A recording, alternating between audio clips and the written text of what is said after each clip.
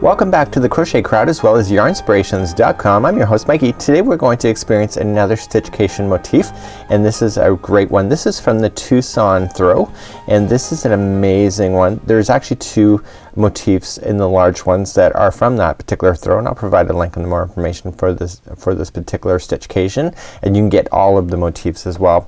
In today's pattern we're going to be experiencing this one. Again, the color choices are up to you. We're using a size 6mm size J crochet hook today. Now in this tutorial we're going to go all the way to what you see. Now you can see that it's not attached to anything. I did this as a photo prop, but what's gonna happen at the final round is that you're going to use the final round and attach to a neighbor as you go all the way around, just like you see here.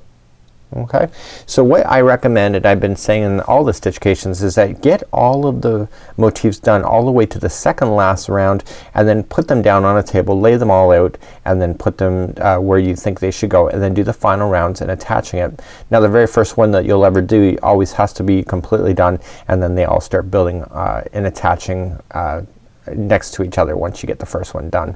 So without further ado, let me just grab some yarn and let's get you started, and of course the more information of this video has the details to be able to follow along as well.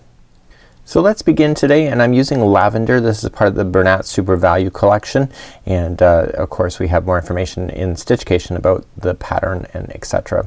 So let's create a magic circle. The magic circles are what all of the Stitchcations are using right in the center, so it's not a chain and they go around the ring. We're gonna do a magic circle. So just put out two fingers, just grab the other yarn right here, grab two fingers, wrap and go up and over, and when you go over you just have to crisscross over the top just like this. Then insert the hook between your, kind of open your fingers a little bit, insert and grab this second string that you see right there, pull it through, and then just with that same strand just go and grab that strand and pull it through to lock it. And now you can just let it go like this, and you can see that your ring is ready. Whenever you're crocheting on top of this ring you've got to make sure both of these strands are underneath the stitches so that you can pull it nice and shut. So let's move along to round number one. In round number one we're going to put 8 single crochets into this ring. So let's begin to do that now, and we're gonna count. So 1, 2, 3, 4, 5, 6, 7, and 8. And before you go any further I want you to join it to the beginning single crochet. So just insert your hook into the very beginning single crochet like so, yarn over and pull that strand through. This is a slip stitch, and then what I want you to do is turn it around, grab that straggler that's hanging off like this and just pull it, and it'll pull the whole center nice into each other just like this. So you can pull it firmly, and now you have a center point. We're gonna keep this yarn going for the next rotation, so keep this going and I'll see you in just a sec. Now right now there's 8 single crochets in here, so I'm gonna just verify. So 1, 2, 3, 4, 5, 6, 7, and 8. I've got that in, and we're going to put in some groups of trebles, and there's 2 groups of trebles for every 1 stitch. So let's begin. We're going to chain 4, and that counts as a treble. So 1, 2, 3, 4 into the very same stitch. Let's do a treble. So we're gonna wrap the hook twice going into the same stitch and then pull through 2, 2, and 2. So after you have your trebles in like this, you're now gonna chain 2, 1 and 2, and then we go and put in 2 more trebles into the very next one. So wrap twice into the next stitch available to you, do a treble and do another one. So we're gonna put 2 in there. So they're not like a cluster, they're on their own, and then once you have your 2 in, chain 2 and then start again to the next one. Please do that all the way around. You should have a total of 8 groups of 2 trebles by the time you get all the way back around, and I'll see you there in just a moment. As I promised you a moment ago, there should be 8 groups of these 2. Remember the final group is in, and then you have to chain 2 before joining it to the top of the chain 4 that you started with. So what I want you to do at this point is that I want you to fasten this off. I'm only gonna show it one time in this video, and this is it. So grab your scissors, trim your yarn, and I want you to yarn over and pull through like that, and I want you to weave in that straggler into your stitch work. So just in and out of the rows, go about 2 inches in. If you do this now, it saves you at the end of this to be able to have to find a way to bury in your yarn. It's so much easier to do it as you go. than it is to wait at the end and then you have to pull a darning needle out and really have to upset yourself. So I'm going to finish that off right there. I'm happy with that. See how this is opened back up? I'm just going to pull it again. Okay, and I want it just kinda nice like that.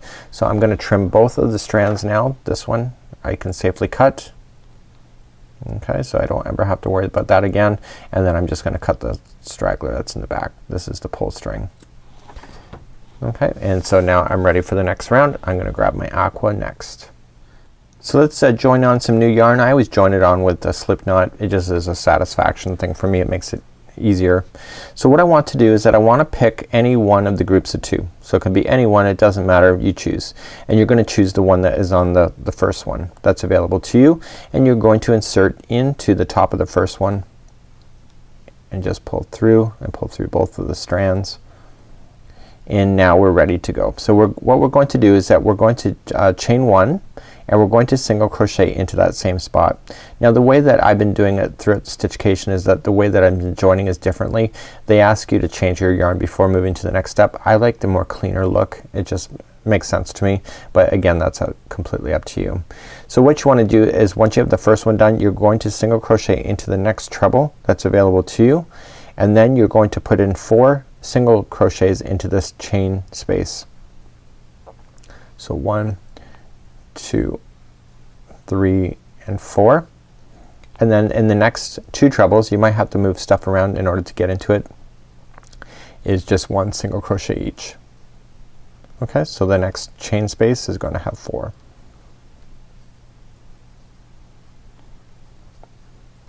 Okay, and then the next one are 2 trebles, so just 1 single crochet each. Continue to do that same patterning all the way around. So I'm coming up all the way back around. I've got my 2 singles where the trebles are. I just have this last chain space where there's gonna be 4. 1, 2, 3, and 4. Remember the colors are just subjective to me, but I am gonna fasten off at this time and just slip stitch it to the top of the beginning single crochet. So to the beginning single crochet and fasten that off, and I'll see you back here in just a moment. We'll carry on. So let's begin our next color. We're going to start off with a slip knot, and this time we're going to do some V-stitch work.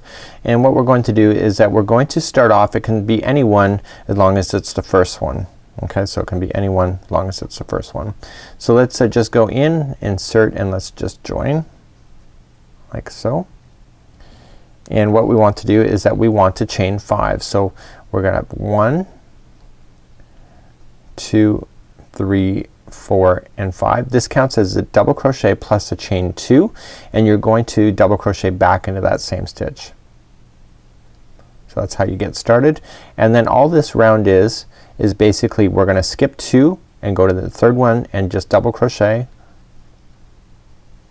chain 2, and double crochet into the same one. This is like a V-stitch. Okay, skip 2, go to the third, double crochet, chain 2, double crochet. Continue to do that same patterning all the way around. And once you get all the way back around, just slip stitch to the third chain of the 5 that you started with. You should have a total count of 16 of these V stitches going all the way around. Please fasten off, and we're gonna get ready for another color. We only have 2 more rounds to go. Let's begin our next round, and we're gonna start off with a slip knot to attach, and I want to attach this to any of the chain 2 spaces. So any of the chain 2, so right in the middle. So see how these 2 are coming together? There's no space there, but there is there. So just choose any one, doesn't matter, and just wrap the yarn around and join. And what I want you to do now is chain 6. So we have 1 and 2, 3, 4, 5, and 6. This time it counts as a double crochet plus chaining of 3. So now what I want you to do is just double crochet into the same chain 2 space.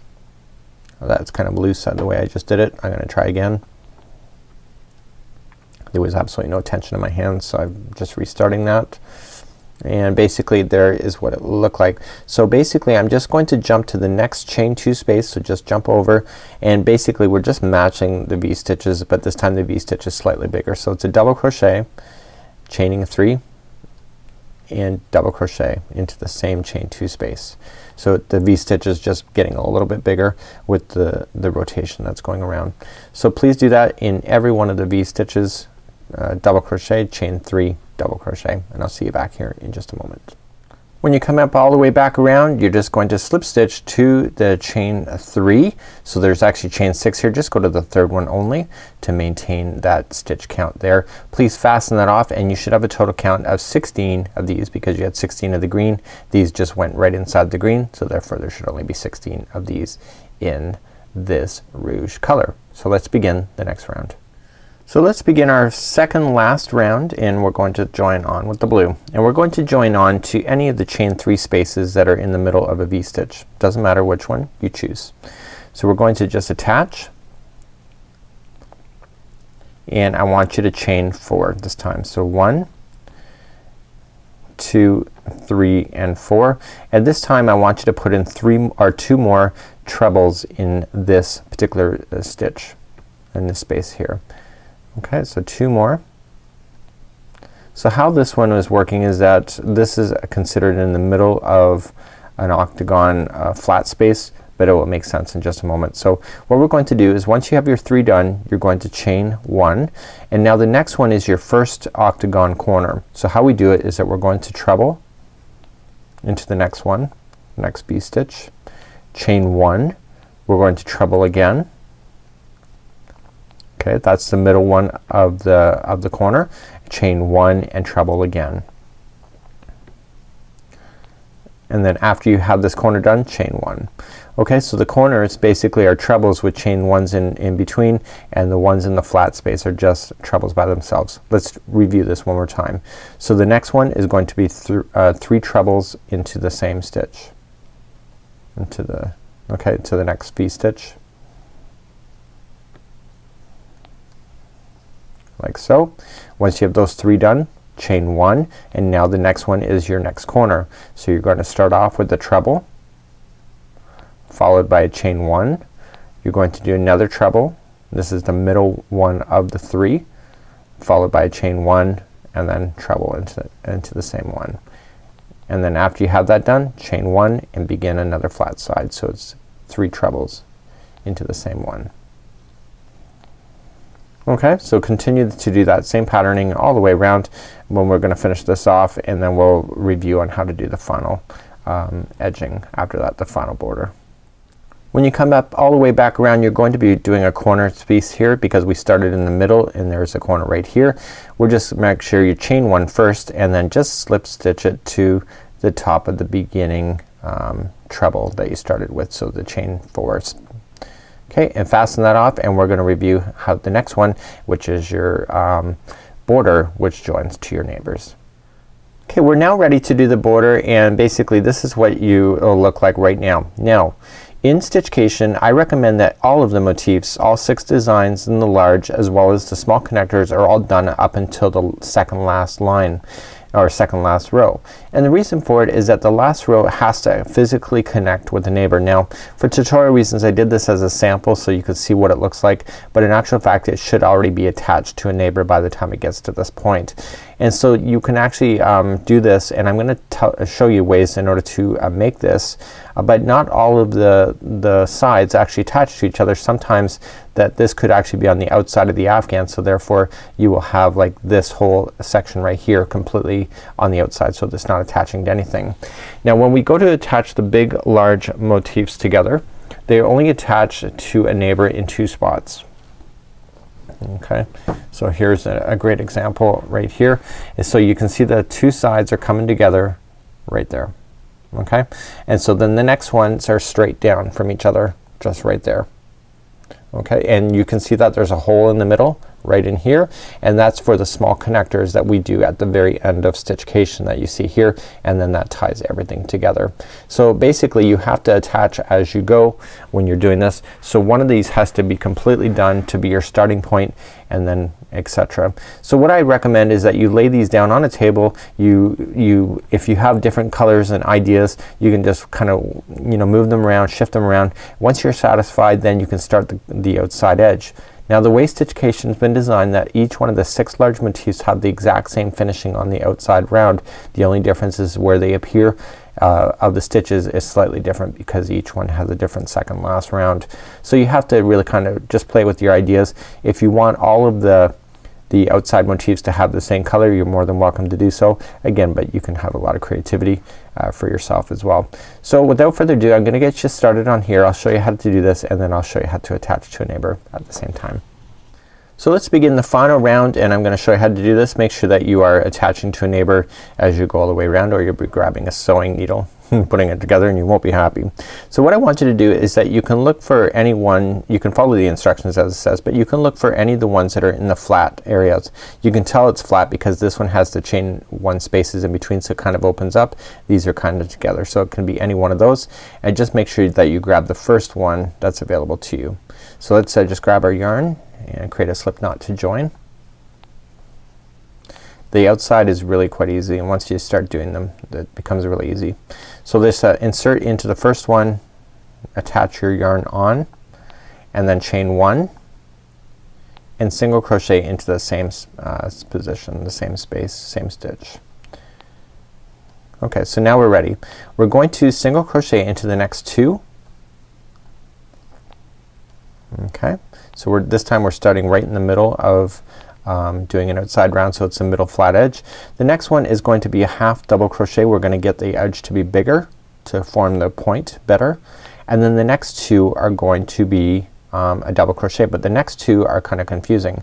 The first one is in the treble, so it's a double crochet in the treble. The next one is the chain 1 space.